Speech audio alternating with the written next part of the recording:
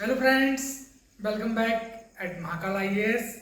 और जैसे कि आप लोगों से प्रॉमिस की थी मैंने लाइव सेशन में कि हम लोग बेसिकली GS2 पॉलिटी का जो सेक्शन है, और इस GS2 पॉलिटी की अगर मैं बात करूं सो 250 मार्क्स का जो पेपर होता है GS2 का, जिसमें पॉलिटी, गवर्नेंस, सोशल जस्टिस और इंटरनेशनल रिलेशन, ये चार मेन कंपोनेंट हैं। सो पॉलिटी की अगर हम बात करेंगे सो 110 प्लस मार्क्स के अराउंड, 100 टू 110 मान लीजिए, 100 से 110 नंबर की पॉलिटी आती है। और प्रीलिम्स में भी हर साल 15 क्वेश्चन अमूमन आते हैं प्रीलिम्स में। सो हमारा एम है कि इस सीरीज का कि प्रीलिम्स के 15 क्वेश्चन में से 12 से 13 क्वेश्चन हम सॉल्व कर पाए। अब एक दो क्वेश्चन तो ऐसे हो सकते हैं जिनके आंसर्स भी डिस्प्यूट रहते हैं, बट 12 से 13 क्वेश्चन हमारे सही हों, इस सीरीज का एम ये रहेगा। और दूसरा इस सीरीज का एम ये रहेगा इन मास्टर क्लास का कि आप लोग जो है 110 plus marks, 110 plus marks GS2 polity में जो है स्कोर कर पाएँ UPSC मेंस 2026 में। सो 110 प्लस मार्क्स आप कैसे स्कोर कर पाएंगे, इस चीज़ का सॉल्यूशन मैं आपको बताने जा रहा हूँ। और किस तरीके से आप प्रीलिम्स में 15 क्वेश्चन में से 12 से 13 क्वेश्चन सही कर पाए। एक दो क्वेश्चन तो क्योंकि डिस्प्यूट रहता है आंसर की में भी, बाकी 12 से 13 क्वेश्चन हम हैंडल कर पाएँ, उसके रिगार्डिंग पूरा मैं जो है आपको बताने जा रहा हूँ मेरा प्लान। तो सबसे पहले इस पूरे कोर्स को अगर हम बात करें, फ्री ऑफ कॉस्ट पूरा यूट्यूब पर डलेगा, और इसमें अराउंड 35 से 40 क्लास, 35 टू 40 क्लासेस चाहिए मुझे। हो सकता है लेक्चर पूरा 1 घंटे का हो, 1 घंटे से ज़्यादा का भी हो सकता है। इसमें पूरे नोट्स मैं आपको डिक्टेट कराऊंगा, और हर दिन आपको क्या क्या काम करना है मैं सब कुछ बता दे रहा हूँ अभी लेक्चर शुरू करने से पहले। रोज या एक दिन बीच में देखिए हमारा एक लेक्चर रहेगा जो 1 घंटे का रहेगा, 1 आवर का ड्यूरेशन रहेगा। उसके बाद पूरे नोट्स में आपको डिक्टेट करा ही दूंगा। नोट्स डिक्टेट कराने के बाद उस पर्टिकुलर लेक्चर की आप समरी बनाएंगे। एक पेज आप मतलब जो है 500 पेज का रजिस्टर ले लेना, पूरे पेज जो रहते हैं, लाइन नहीं रहती जिस पर, राइट। और वो 150-150 रुपीज़ में आ जाएगा मार्केट में। और उसमें आपको क्या करना है, जैसे जैसे मैं पढ़ाते जा रहा हूँ नोटबुक ले रहा हूँ मैं। अगर आप कहीं कोचिंग ज्वाइन नहीं कर रहे हैं तो मैं गारंटी से कह रहा हूँ कि अगर सारे लेक्चर आप अच्छे से देखते हैं और प्री आपकी निकलती है तो 110 प्लस GS2 में लाना कोई बड़ी बात नहीं है आपके लिए। बस आपको जो कुछ पढ़ाया जा रहा है, जो कुछ डिलीवर हो रहा है, उसको बस अच्छे से मकअप करना है, अच्छे से समझना है, अंडरस्टैंडिंग डेवलप करना है। सो आप उस नोटबुक में क्या करेंगे कि आज जैसे लेक्चर 1 मैं पढ़ाने जा रहा हूँ, सो लेक्चर 1 आप पूरा पढ़ेंगे, उसके शॉर्ट नोट्स बनाएंगे आप, समरी। वो कैसे बनाएंगे मैं बताऊँगा, एक्सप्लेन करूँगा लेक्चर के एंड में। और समरी को बार बार आप रिवाइज करेंगे, फिर हम लेक्चर 2 पर जंप करेंगे, फिर लेक्चर 3, लेक्चर 4, इस तरीके से चलता रहेगा। और करंट अफेयर के एस्पेक्ट किस तरीके से हम लिंकेज उठा सकते हैं वो भी हम लोग देखेंगे। सो बुक लिस्ट की हम थोड़ा बात कर लें कि बुक लिस्ट में आपको क्या पढ़ना है। तो आपको ना तो सुभाष कश्यप पढ़ने की जरूरत है, ना DD वासु पढ़ने की जरूरत है। लक्ष्मीकांत आप पढ़ सकते हैं क्योंकि वो एक बेसिक टेक्स्ट है, राइट, एक समरी लिखी गई है उस टेक्स्ट में। सो लक्ष्मीकांत आप पढ़ सकते हैं। और NCERT में जो Indian constitution at birth, Indian constitution at berth book है क्लास 11th की, क्लास 11th की, इसको पूरा आप पढ़ जाइए। पॉलिटिकल थ्योरी क्लास 11th की जो बुक है उसको पूरा पढ़ जाइए, क्योंकि वहाँ से एक ही दो क्वेश्चन आ ही रहे हैं। जैसे कॉन्स्टिट्यूशनलिज्म, जिसे लिमिटेड गवर्नमेंट बोलते हैं, वो क्वेश्चन लगातार ही UPSC में आप देखेंगे प्रीलिम्स में रिपीट हो रहा है। या व्हाट इज लिबर्टी, लिबर्टी की डेफिनेशन, इक्वालिटी, फ्रेटर्निटी, इन पर कुछ पूछ लिया आपस में, स्टेट की डेफिनेशन पूछ ली। सो पॉलिटिकल थ्योरी जो बुक है NCERT बहुत इंपॉर्टेंट है, और इंडियन कॉन्स्टिट्यूशन एट बर्थ वो भी बहुत इंपॉर्टेंट है। उसके बाद पढ़ना है अगर आपको तो डेमोक्रेटिक पॉलिटिक्स 1-2 पूरा पढ़ जाएंगे, ये आपकी इच्छा के ऊपर है, बट जो टेक्स्ट आपको पढ़ना ही है, जैसे Indian constitution at birth class 11 बहुत अच्छी बुक है, वो पढ़ना ही कंपलसरी है मेरी तरफ से आपके लिए। पॉलिटिकल थ्योरी कंपलसरी है मेरी तरफ से आपके लिए। बाकी डेमोक्रेटिक पॉलिटिक्स 1-2 क्लास 9-10 की, सोशल एंड पॉलिटिकल लाइफ 6-7 की, वो सब आप पढ़ सकते हैं, आपके ऊपर है। बट क्लास 11 की जो बुक दोनों है वो आपको पढ़ना है कंपलसरी, और क्लास 12 की भी आप पढ़ सकते हैं, लक्ष्मीकांत पढ़ेंगे। और बाकी जो क्लास नोट्स में डिक्टेट कराना है उनको तो आपको मल्टीपल टाइम्स 50-100 बार पढ़ना है, एक एक लेक्चर को बार बार रिवाइज करना है, यूट्यूब से 2-3 बार 1.5 पर देख लेना है। और इसके अलावा क्या पढ़ना है? सो SC ऑब्जर्वर करके एक वेबसाइट है, एक लीगल लॉ बेंच करके 2 वेबसाइट है। इस पर जो भी इम्पोर्टेंट सुप्रीम कोर्ट के जजमेंट वगैरह आते हैं लगातार, सो उनको आपको लगातार पढ़ते जाना है। जब भी टाइम मिले 5-10 मिनट ब्रेकफास्ट में या कभी छत पर टहल रहे हैं, थोड़ा अपन ने सर्च करा कि भाई लीगल लॉ में क्या चल रहा है, थोड़ा देखें हम SC ऑब्जर्वर में क्या सुप्रीम कोर्ट के लेटेस्ट जजमेंट आए उनको हम देखें। इसके साथ करंट अफेयर के लिए अगर आपको पढ़ना है, भजन की जैसे करंट मंथली मैगजीन रहती है, चाहे तो वो पढ़ सकते हैं करंट अफेयर के लिए। दृष्टि IAS के भी आर्टिकल्स बहुत सारे करंट अफेयर के लिए हैं, वो भी आप ऑलरेडी टैग वाइज पूरे जाएंगे। मैं किसी कोचिंग का प्रमोशन नहीं कर रहा, हाँ, बट जो चीज़ अच्छी है जिस कोचिंग की, वो बताना मेरा आपके लिए जो है कर्तव्य है, राइट है। बाकी मैं भी पूरी कोशिश करूँगा कि ज़्यादा से ज़्यादा करंट अफेयर को इनकॉर्पोरेट कर सकूँ इन लेक्चर्स में, और बहुत अच्छे तरीके से डिजाइन करूँगा आपके लिए, जिससे आपको कहीं और जाने की जरूरत ना पड़ी। तो करंट अफेयर मैं भी आपके लिए पूरा कवर अप करूँगा। सो बेसिकली पूरा जो कुछ बताना था आपको मैं बता चुका हूँ, और एथिक्स की भी मास्टर क्लासेस ऑलरेडी 21 अपलोड हो चुकी हैं। सो साथ में हम उसको भी लेके चलेंगे, राइट। और GS2 तो हम पूरा कवर कर रहे हैं, जैसे अभी पॉलिटी कवर कर रहे हैं, फिर गवर्नेंस करेंगे हम, सोशल जस्टिस, IR, इस तरीके से कवर करेंगे। आप लोगों से बस एक ही रिक्वेस्ट रहेगी कि ज़्यादा से ज़्यादा चैनल को लाइक शेयर कर लें। आप लोग सब्सक्राइबर अभी हमारे 237 है, 237 कोशिश करेंगे ज़्यादा से ज़्यादा सब्सक्राइबर हमारे बढ़े, वॉच टाइम हमारा बढ़े। सो चलो हम स्टार्ट करते हैं आज का लेक्चर। सो आज के लेक्चर को स्टार्ट किया जाए। सो बेसिकली सबसे पहले जिस चीज़ को हमें समझना है इस लेक्चर में, वो है कॉन्स्टिट्यूशन। कॉन्स्टिट्यूशन से हम शुरुआत करते हैं। सबसे पहले कॉन्स्टिट्यूशन है क्या? सो बेसिकली जो हमारा कॉन्स्टिट्यूशन है, और लेक्चर को हम कोशिश करेंगे कि ये बाइलिंगुअल हिंदी इंग्लिश दोनों में रहे, जिससे सभी को एडवांटेज रहे। So what do mean by constitution? So constitution it basically collection of law rules. संविधान जो है वो नियमों का, कानून का कहीं ना कहीं जो है कलेक्शन है। सो संविधान कुछ नहीं है, संविधान जो है, कॉन्स्टिट्यूशन जो है, basically it is a collection of law rules set, जो डिफाइन है, रूल्स बनाए गए हैं, कुछ नियम बनाए गए हैं, कुछ कानून है, उसको फॉलो करेंगे हम। सो कॉन्स्टिट्यूशन प्रिजर्व रहेगा, संविधान प्रिजर्व रहेगा। और कॉन्स्टिट्यूशन के साथ जो है एक लीगल सेंटिटी जुड़ी है, लीगल सेंटिटी जुड़ी है। ये संविधान जो है, ये जो कॉन्स्टिट्यूशन है, ये जो ऑर्गेनिक लॉ है, ऑर्गेनिक लॉ ऑफ लैंड है, यानी समय के साथ साथ सोसाइटी की नीड जैसे जैसे बदलती है, वैसे वैसे संविधान बदल जाता है, अमेंडमेंट इसमें हो जाते हैं। सो संविधान संशोधन नाम आपने सुना है, कॉन्स्टिट्यूशन अमेंडमेंट। तो सोसाइटी की नीड समय के साथ साथ जैसे बदलती है, जैसे GST का लॉ हम बात करें, राइट, तो हमने देखा कि किस तरीके से इसमें जो है 101 कॉन्स्टिट्यूशन अमेंडमेंट एक्ट हुआ। बात करें हम 106 कॉन्स्टिट्यूशन अमेंडमेंट एक्ट की, किस तरीके से नारी शक्ति बंधन अधिनियम आया। बात करें 102 कॉन्स्टिट्यूशन अमेंडमेंट एक्ट की, किस तरीके से national commission for backward class की बात हमने करी।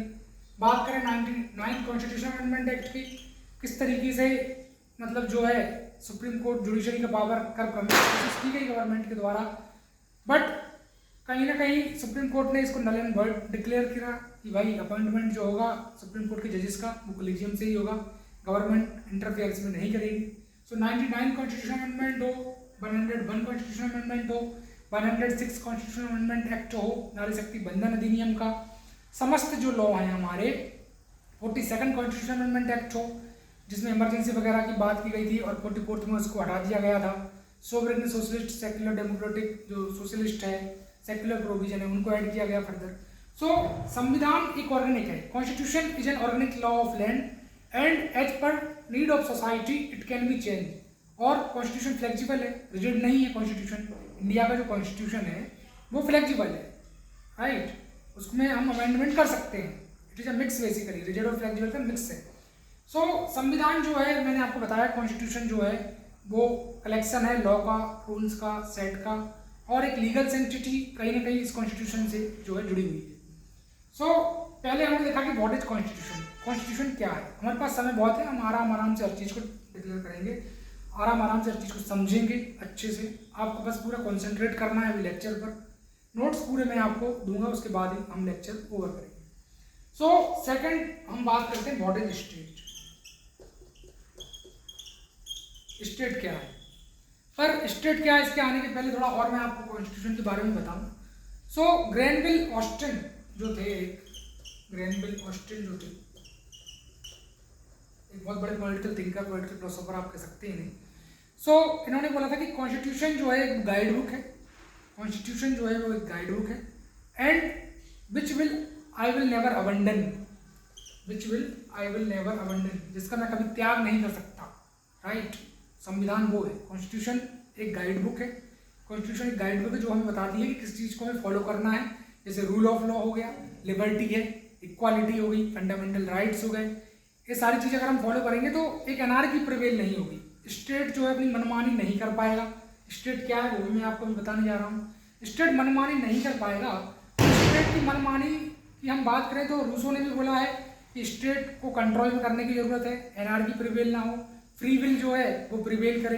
और फ्री विल क्या है कि भाई सोसाइटी में जो भी सिटीजन के राइट्स हैं, जो लिबर्टी है, जो इक्वालिटी है, जो रूल ऑफ लॉ है, जो कॉन्स्टिट्यूशनलिज्म है, कॉन्स्टिट्यूशनलिज्म का मतलब होता है लिमिटेड गवर्नमेंट, एक ऐसी गवर्नमेंट जो फंडामेंटल राइट्स को, फंडामेंटल ड्यूटीज को प्रिजर्व करे, रूल ऑफ लॉ को प्रिजर्व करे, सिटीजन की लिबर्टी, इक्वालिटी, राइट सबको प्रिजर्व करके चले, सो कॉन्स्टिट्यूशनलिज्म को प्रिजर्व करे। सो ग्रैनविल ऑस्टिन ने बोला कि कॉन्स्टिट्यूशन जो है वो एक गाइड बुक है जिसे मैं अबंडन नहीं करता। उसी प्रकार डॉक्टर भीमराव अम्बेडकर ने क्या बोला कि इस तरीके से मान लीजिए 1 2 3 4 पहला दूसरा तीसरा चौथा बहुत सारी लेयर हैं सॉइल की, मिट्टी की।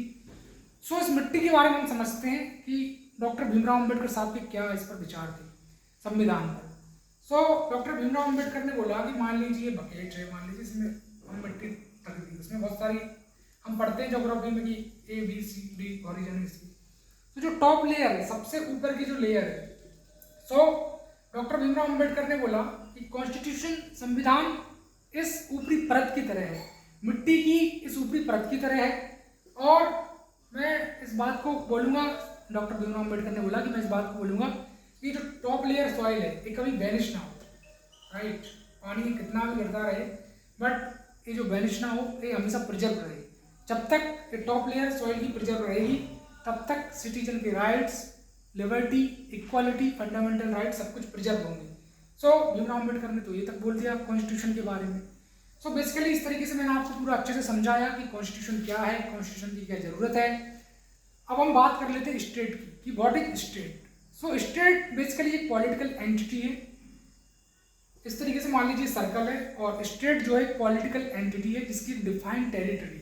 ये सर्कल क्या डिफाइन कर रहा है, ये सर्कल डिफाइन कर रहा है टेरिटरी। मान लीजिए पूरी टेरिटरी है स्टेट की, इस तरीके से। इस टेरिटरी में बहुत सारे लोग आपस में मिलजुल कर रह रहे हैं, इस तरीके से लोग रह रहे हैं। और एक कंसेप्ट मैं आपको बताऊं कि इंडिया को जो बोला जाता है कि India is salad of bowl. India जो है सैलेड ऑफ बाउल है, ना कि मेल्टिंग पॉट। मेल्टिंग पॉट नहीं है, इंडिया क्या है, सैलेड ऑफ बाउल है। सैलेड ऑफ बाउल का मतलब क्या हुआ?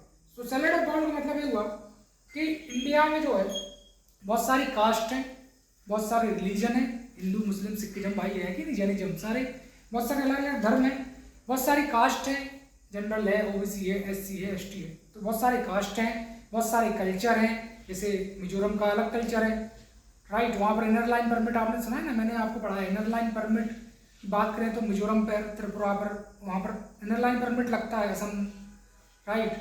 सो वहाँ पर इनर लाइन परमिट लगता है, मतलब वहाँ के कस्टम रिचुअल्स वगैरह जो है वो प्रिजर्व रहे, वो डिस्टर्ब ना हो। सो वहाँ पर अगर विजिट करना है किसी को तो पहले परमिट लेना पड़ेगा।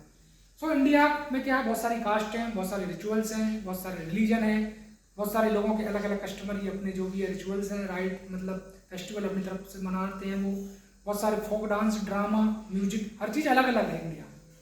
सो इसलिए हम बोल रहे हैं कि इंडिया जो है सैलेड ऑफ बाउल है, ना कि melting of bowl, melting of pot. अब सैलेड ऑफ बाउल का मतलब क्या हुआ? सो सैलेड ऑफ बाउल का मतलब ये हुआ कि मान लीजिए आप कटोरा है और इस कटोरा में बहुत सारी आपकी सलाद है, जैसे गाजर है, मूली है, प्याज है, राइट। तो इस तरीके से बहुत सारे कॉन्स्टिट्यूएंट हैं अलग अलग, और ये सब पूरा मिलकर जो है पूरी सलाद सैलेड में, सैलेड को कंट्रीब्यूट कर रहे हैं। सो इंडिया में बहुत सारी कास्ट है, बहुत सारे रिलीजन है, बहुत सारी जो भी कस्टम है, ट्रेडिशन है, लेकिन सभी लोग आपस भाईचारे के साथ, एक ब्रदरहुड के साथ, जिसमें फंडामेंटल ड्यूटी में क्या बात की गई है, फंडामेंटल ड्यूटी में बात की गई है कि भाई हमको ब्रदरहुड भाईचारे के साथ रहना है। सो सारे लोग मिलजुल कर रह रहे हैं। ये सारे लोग का काम ये है मिलजुल कर रहने के लिए कि कोई भी एक्सटर्नल फोर्स अगर आ रहा है, कोई भी बाहरी शक्ति अगर आ रही है इस पीस को डिस्टर्ब करने के लिए, सो उस पीस को हमें डिस्टर्ब नहीं होने देना और इस एक्सटर्नल फोर्स के खिलाफ सारे लोग लड़ेंगे। ये सारे लोग क्या करेंगे, लड़ेंगे। अगर कोई भी एक्सटर्नल फोर्स आ रहा है इंडिया की पीस को डिस्टर्ब करने के लिए, इंडिया के भाईचारे को डिस्टर्ब करने के लिए, सो उसको कर्व करना है, उस एक्सटर्नल फोर्स को कर्व करना है। सो बेसिकली ये पूरा स्टेट हो गया। स्टेट एक पॉलिटिकल एंटिटी है, एक डिफाइंड टेरिटरी है इस स्टेट की। इसके अंदर बहुत सारे लोग एक कॉमन कंसेंसस के साथ रह रहे हैं और कोई भी एक्सटर्नल फोर्स अगर आ रहा है तो इन सभी लोगों का एक काम है, ये दायित्व है, मतलब उनका अपना फर्ज बनता है कि वो इस एक्सटर्नल फोर्स को जो है पूरी तरीके से डिस्ट्रॉय कर दें। सो ये स्टेट है। तो व्हाट इज कॉन्स्टिट्यूशन, क्या है संविधान, क्या है वो मैंने बताया आपको। उसके साथ व्हाट इज स्टेट, स्टेट क्या है वो भी मैंने आपको बता दिया। सो दो चीज़ें मैंने आपको बता चुका हूँ। अब हम बात करते हैं कि भाई कॉन्स्टिट्यूशन हमने देख लिया और स्टेट के बारे में हमने जो है डिस्कशन देख लिया। अब इस कॉन्स्टिट्यूशन को अगर मैं आगे बात करूँ तो कॉन्स्टिट्यूशन एक बल्कि सा डॉक्यूमेंट है। मान लीजिए अगर बात करें संविधान की, तो कॉन्स्टिट्यूएंट असेंबली आप सब लोगों ने पढ़ रखा होगा कि कॉन्स्टिट्यूएंट असेंबली को जो है 2 साल 11 महीना 11 दिन लग गए थे। 9 दिसंबर 1946 से स्टार्ट हुआ था इसका बनना और 1948 तक ही चला था पूरा बनने का कार्यक्रम इसका। सो 2 साल 11 महीना 11 दिन में बहुत सारे भीमराव अम्बेडकर हो गए आपके, और उनके साथ उनके जो भी लोग थे, बहुत सारे लोग थे पढ़े लिखे लोग, उन सब ने मिलकर जो है इस संविधान को बनाया। और हर देश से जो भी अच्छी अच्छी बातें थी अलग अलग, जैसे equality before law, equality before law fundamental right में हम पढ़ेंगे। ये कहाँ से लिया गया, ब्रिटिश से लिया गया। Equal protection of law America से लिया गया। ठीक है, 2 हाउस होंगे सदन में, लोकसभा राज्यसभा, वो अलग जगह से हमने लिया। रिटन कॉन्स्टिट्यूशन होगा इंडिया का, फंडामेंटल राइट्स होंगे, अमेरिका से लिया। ब्रिटिश से हमने क्या लिया कि भाई पार्लियामेंट्री सिस्टम प्रिवेल करेगा, प्रेसिडेंशियल सिस्टम प्रिवेल नहीं करेगा। आयरलैंड से हमने जो है फंडामेंटल ड्यूटी को कंसेप्ट को लिया गया, directive principles of state policy वगैरह को।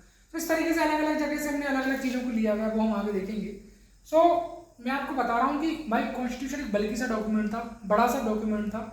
सो इसको पार्ट में डिवाइड किया गया, पार्ट 1, पार्ट 2, पार्ट 3, पार्ट 4, बहुत सारे भागों में डिवाइड किया गया। हिंदी में हम सोच कहें तो ये पार्ट क्या है, तो जैसे पार्ट 1, पार्ट 2, पार्ट 3, रोमन में लिखना है हमको। कभी भी आप इसको पार्ट 1, पार्ट 2, पार्ट 3 ऐसे नहीं लिखेंगे, right. Part 4, part 4A, part 5 इस तरीके से। पार्ट 1 आप जानते हैं कि स्टेट और यूनियन टेरिटरी के बारे में पूरा बताया गया है, इंडिया के क्या स्टेट है, क्या यूनियन टेरिटरी है, सब कुछ। पार्ट 2 में सिटीजनशिप का कंसेप्ट है, सिटीजनशिप के लिए क्या कंडीशन है वो सब बताई गई। पार्ट 3 में फंडामेंटल राइट्स बताए गए हैं सिटीजन के। पार्ट 4 में जो है directive principles of state policy की बात की गई है, और पार्ट 4 में फंडामेंटल ड्यूटी की बात की गई है। फिर पार्ट 5 में यूनियन एग्जीक्यूटिव, पार्ट 6 में स्टेट एग्जीक्यूटिव, इस तरीके से पूरा चलता जा रहा है। जैसे हम बात करते हैं पार्ट मतलब इसकी 9th और 9th ए की, तो 9th और 9th ए में जैसे पंचायत म्यूनसिपालिटी है, इस तरीके से बहुत सारे पार्ट्स हो गए हमारे। फिर एक कॉन्स्टिट्यूशन जो संविधान बड़ा सा जो डॉक्यूमेंट है वो पार्ट में डिवाइडेड है, और पार्ट फर्दर आर्टिकल में डिवाइडेड है। जैसे fundamental rights article 12 to article 35 की बात करते हैं, right. Article 5 to article 11 citizenship के कंसेप्ट के बारे में हम डिस्कस करते हैं। तो सिटीजनशिप आर्टिकल 5 टू आर्टिकल 11 हो गया, और आर्टिकल 1 टू आर्टिकल 4 जो है पार्ट 1 में हो गया। और इसी तरीके से आर्टिकल 12 टू आर्टिकल 35 आपका फंडामेंटल राइट हो गया, और आर्टिकल 36 टू आर्टिकल 51, आर्टिकल 36 से लेकर आर्टिकल 51 तक directive principles of state policy की हम बात कर लेते हैं। सो इस तरीके से पूरा मैंने आपको बताया कि किस पार्ट में क्या क्या है। तो संविधान जो कॉन्स्टिट्यूशन है वो पार्ट में डिवाइडेड है, और पार्ट फर्दर जो है आर्टिकल में डिवाइडेड है। सो इस तरीके से हमने पूरा अच्छे से समझा स्टेट क्या होता है, कॉन्स्टिट्यूशन क्या होता है, और इस कॉन्स्टिट्यूशन की कहीं ना कहीं जो है बहुत सारी जो बात कहें फंक्शन क्या है इस कॉन्स्टिट्यूशन की। सो जो लिबर्टी है, जो इक्वालिटी है, जो रूल ऑफ लॉ को प्रिजर्व करने की बात है, उस सबको हमें लेकर चलना है। यही इसकी फंक्शन है, ये आइडियोलॉजी है कॉन्स्टिट्यूशन की।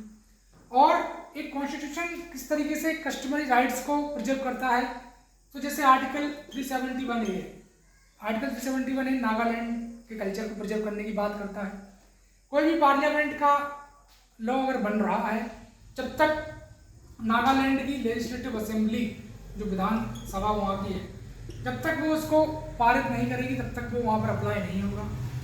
आर्टिकल 371G की बात करें, मिजोरम की बात करें, तो वहाँ की लेजिस्लेटिव असेंबली विधानसभा जब तक पारित नहीं करेगी तब तक पार्लियामेंट का लॉ, कोई पार्लियामेंट ने लॉ अगर बनाया है, सो जब तक वहाँ की विधानसभा उस कानून को पारित नहीं करेगी तब तक वो पास नहीं होगा। सो लेजिस्लेटिव असेंबली को पावर दिया गया है, क्योंकि वहाँ के लोगों के जो भी कस्टमरी राइट्स हैं, रिचुअल्स हैं, festival, dance, drama, folk music वगैरह जो भी प्रिजर्व करना है, सो उसको प्रिजर्व करने के लिए बहुत जरूरी है। जैसे रेड लाइन परमिट का मैंने आपको बताया, तो संविधान क्या कर रहा है? संविधान सब लोगों के भले के बारे में सोच रहा है, सभी लोगों के राइट्स को प्रिजर्व करने के बारे में सोच रहा है। संविधान आर्टिकल 15 क्या बोलता है कि prohibition of discrimination on grounds of religion, race, caste, sex. Article 17 बोल रहा है अनटचेबिलिटी को हमें हटाना है, छुआछूत को हटाना है। आर्टिकल 14 बोलता है equality before law and equal protection of law. कोई रिच है, कोई पुअर है, इसके बारे में हम कोई किसी तरह का डिस्क्रिमिनेशन नहीं कर सकते, और किसी ने अगर कोई भी क्राइम करा है तो उसको इक्वल पनिशमेंट मिलेगी, चाहे फिर वो कितना भी बड़ा अमीर व्यक्ति हो, चाहे वो कितना भी गरीब व्यक्ति हो। सो कहीं ना कहीं संविधान में इन सारी चीज़ों का जिक्र है। सो ये सारी चीज़ें क्या करती, कहीं ना कहीं एक अच्छे तरीके से एक वेल डेवलप्ड सोसाइटी जिसमें liberty, equality, rule of law preserve हो और सभी लोग एक कॉमन कंसेंसस के साथ अच्छे से रह पाएँ, इन सभी चीज़ों का डिस्कशन है। सो बेसिकली जो भी पूरा लेक्चर था वो मैंने आपको अच्छे से समझाया। अब कुछ आपका छूटे ना, इसलिए हम नोट्स भी मेरे नोट्स हैं जो मैंने बनाए हैं उससे मैं आपको पूरा डिक्टेशन भी दे रहा हूँ, राइट। सो इस लेक्चर को फिर समरी किस तरीके से आप बनाएंगे वो मैं आपको बताऊँगा। सो सभी लोग हेडिंग डालेंगे व्हाट इज कॉन्स्टिट्यूशन, हेडिंग डालें आप सभी लोग व्हाट इज कॉन्स्टिट्यूशन। तो सबसे पहले लिखेंगे collection of constitution is, heading डाल ली व्हाट इज कॉन्स्टिट्यूशन। अब आप लिखेंगे constitution is collection of law rules written to govern a country, यानी कॉन्स्टिट्यूशन जो है कलेक्शन है लॉ का, रूल्स का, कंट्री को गवर्न करने के लिए। अगली हेडिंग आप डालेंगे स्टेट, व्हाट इज स्टेट, ऐसा डालेंगे व्हाट इज स्टेट। अब इसको लिखेंगे आप state is a political entity, state is a independent political entity occupying a defined territory, the members of which united together for purpose of resisting external force and preservation of internal order। मैंने आपको explain कर दिया and preservation of internal order. अब constitution और क्या, थोड़ा और इसको डिटेल में समझे तो कॉन्स्टिट्यूशन इज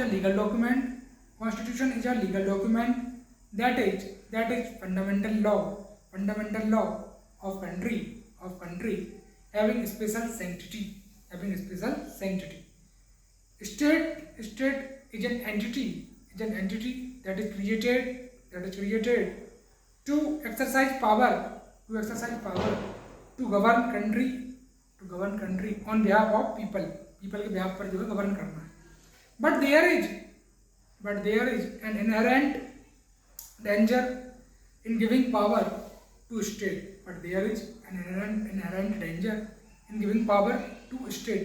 एज इट में मिसयूज पावर, और पावर को मिसयूज करेगा तो एनार्की प्रिवेल हो जाएगी, उसको हमें कर्व करना है। So power of state limited by rule of rule book of nation according to which it is supposed to function,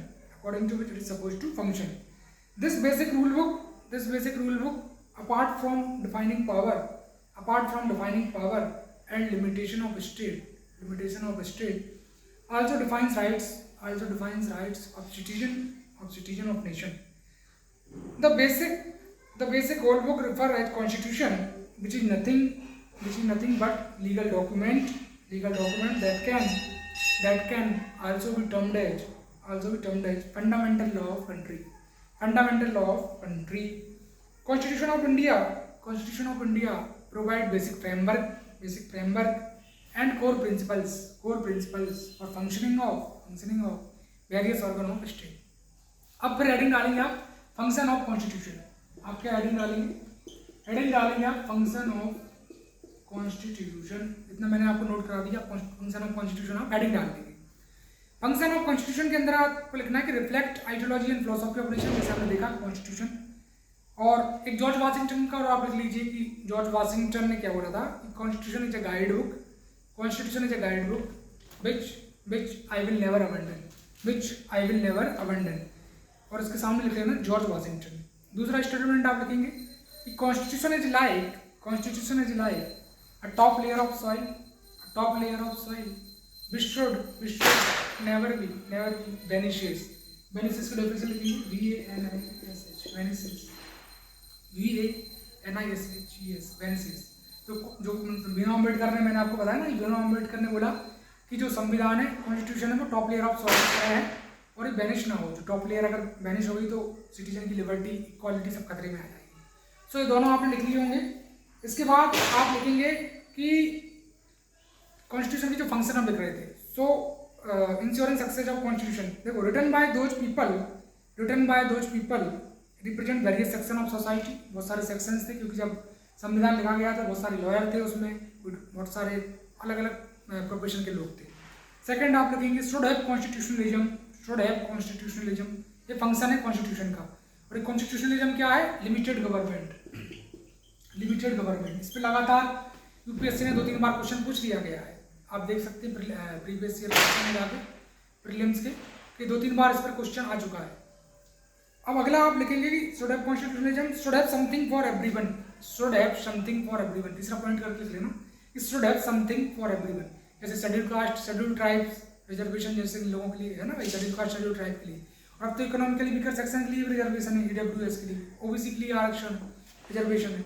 should have something for everyone, uplift downtrodden poor people like SC/ST, minority, comma women. अब women क्या लिख लेंगे, 106th constitutional amendment act, 106वां constitutional amendment act, transgender protection rights act 2019, transgender protection right act 2019। फिर आप लिखेंगे constitution should be followed and respected, rule of law to be preserve as concept given by A B Dicey, फिर आप लिखेंगे कि rule of law should always prevail and superior, everyone should be equal in I of law, everyone should be equal in I of law, मतलब law की आई में जो है सभी लोग क्या इक्वल है। For any constitution to be successful, it should impose limitation on power of state. Constitutionalism as term imply limitation on power of state. It basically means that state should not exercise its power contrary to spirit of constitution and should always be working within 4 walls of Indian constitution. तो ये आपने अच्छे से पूरा note कर लिया होगा, hope मैं करता हूँ कि बहुत अच्छे तरीके से पूरा हम लोगों ने डिस्कस कर लिया। अब हम लोग आगे बढ़ते हैं, थोड़ा सा और एक कंसेप्ट को समझते हैं।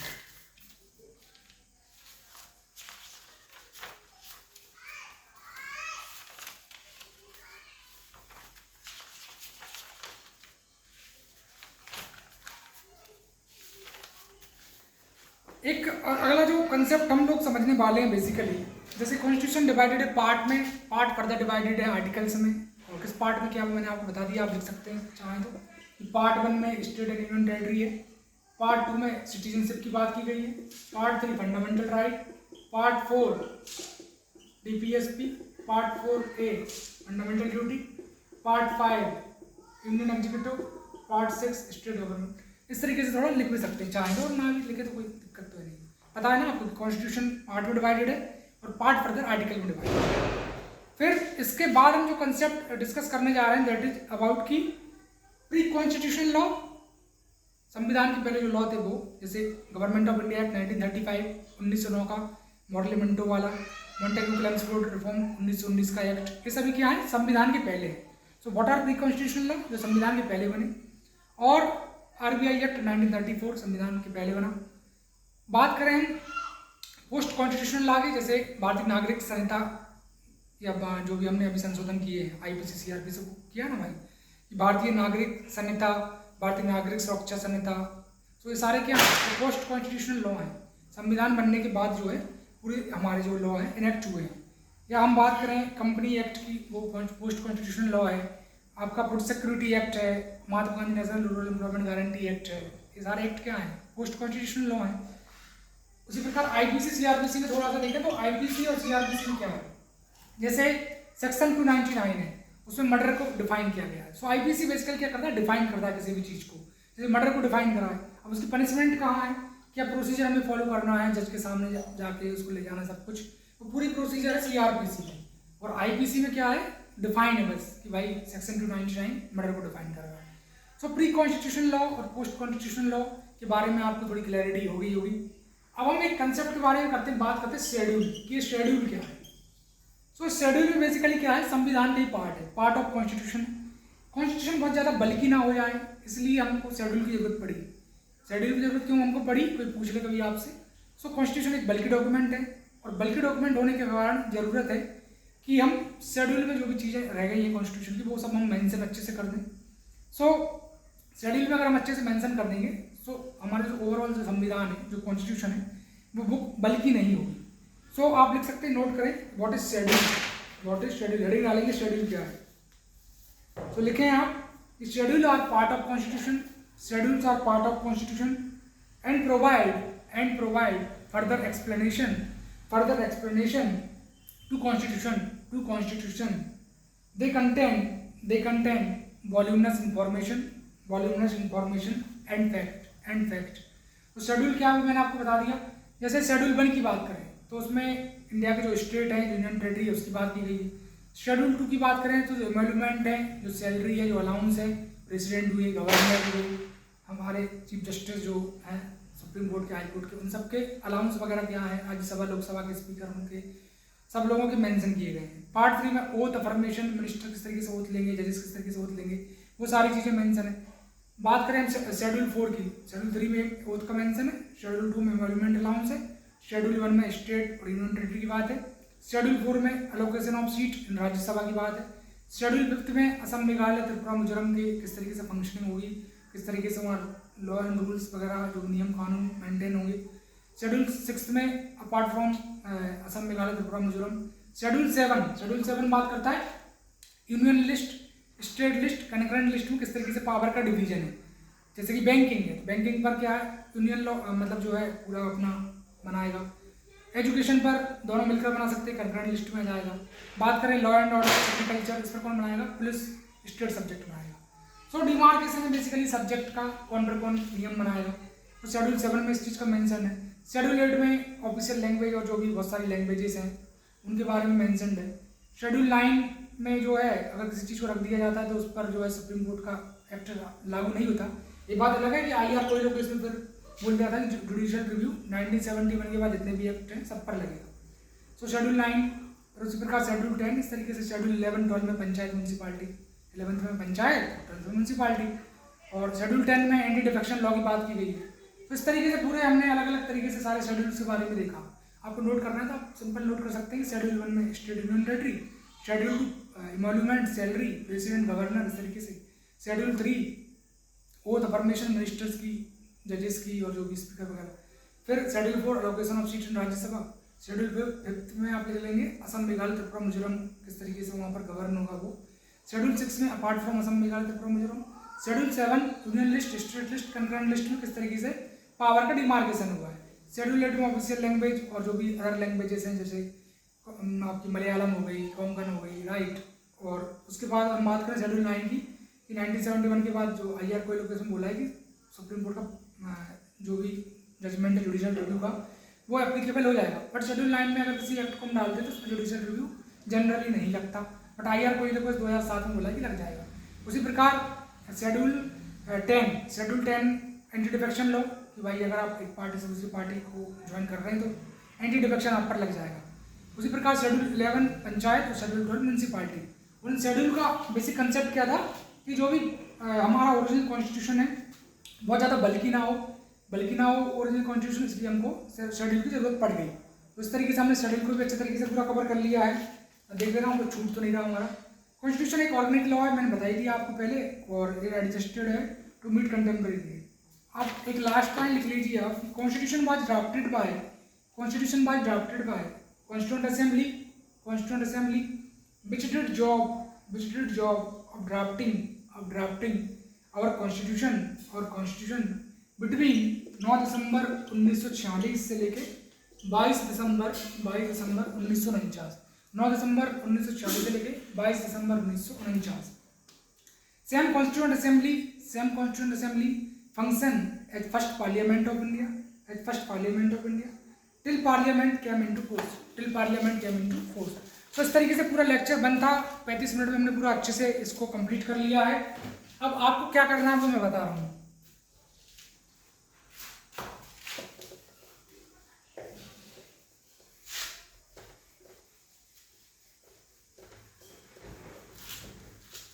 पूरा लेक्चर हमने अच्छे से समझ लिया है। अब आपको क्या करना, समरी बनाना है। जो भी मैंने आपको आज नोट कराया, जो कुछ पढ़ाया है, उसको आप पूरा लिखेंगे। उसके बाद एक पेज आप छोड़ेंगे या 2 पेज छोड़ेंगे, पूरा जो भी रजिस्टर है उसमें 1-2 पेज छोड़ेंगे। हर लेक्चर में आपको यही करना है। सबसे पहला पॉइंट आप लिखेंगे व्हाट इज कॉन्स्टिट्यूशन। इसके आगे एरो लगा के आप लिखेंगे कॉन्स्टिट्यूशन जो है रूल लॉ बुक जो है वो है। कॉन्स्टिट्यूशन जो है set of rule set of law book है। लीगल सेंटिटी, सिंपल लिखेंगे लीगल सेंटिटी। एक एरो निकाल के लिखेंगे फंडामेंटल लॉ ऑफ लैंड। ये फंडामेंटल लॉ है क्योंकि जितने भी राइट्स सब इसमें समाहित हैं। सैलेड ऑफ बाउल कंसेप्ट लिख सकते हैं चाहे, सैलेड ऑफ बाउल, इंडिया जो सैलेड ऑफ बाउल। फिर अगला पॉइंट आप लिखेंगे व्हाट इज शेड्यूल। तो शेड्यूल भी क्या है, पार्ट ऑफ कॉन्स्टिट्यूशन है। और अवॉइड बल्कि कॉन्स्टिट्यूशन, राइट, इस तरीके से। फिर इस तरीके से अगला आप लिख लेंगे व्हाट इज कॉन्स्टिट्यूशनलिज्म।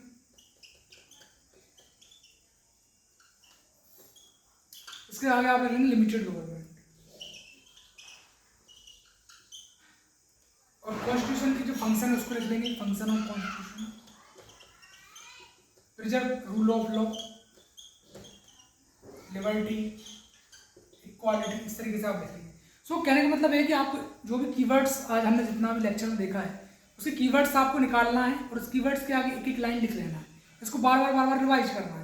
इस तरीके से आने वाली 35 से 40 क्लासेस जो भी हमको लगेंगी पूरी पॉलिटी की हम लगाएंगे अच्छे से। 35 से 40 मिनट का 1 घंटे तक का मैक्सिमम ड्यूरेशन रहेगा लेक्चर को। इस लेक्चर को बार बार आपको पढ़ना है और रिवाइज करना है। तो थैंक यू वेरी मच सभी लोगों को। बस ज़्यादा से ज़्यादा आपको लाइक शेयर सब्सक्राइब करना है, जिससे हमारा चैनल ग्रो।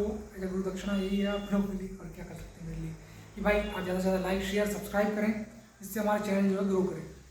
और सब्सक्राइब जरूर करें अगर जो भी मेहनत हम लोग कर रहे हैं यहाँ पर फ्री ऑफ कॉस्ट, अगर वो आपको पसंद आए। क्योंकि जो चीज़ मैं पढ़ा रहा हूँ ये आप दिल्ली में 2 लाख फीस दे के पढ़ेंगे, तो 2 लाख फीस देने से अच्छा है फ्री में कोई चीज़ मिल रही है तो उसको हम ग्रैब करें अपॉर्चुनिटी को। तो thank you very much once again. और आप सभी को धनतेरस की हार्दिक शुभकामनाएं। Happy and prosperous Dhanteras to all of you. आप सभी लोग अपनी लाइफ में बहुत आगे बढ़ें, अपने ड्रीम बहुत अच्छे तरीके से अचीव कर पाएँ, अपने सपनों को साकार कर पाएँ। सो आपको और आपकी फैमिली को once again wish you happy Dhanteras की हार्दिक शुभकामनाएं। तो थैंक यू वेरी मच। मिलेंगे कल या परसों हम जल्दी लेक्चर नंबर 2 में। ये हमारा लेक्चर नंबर 1 था, ठीक है। So thank you very much.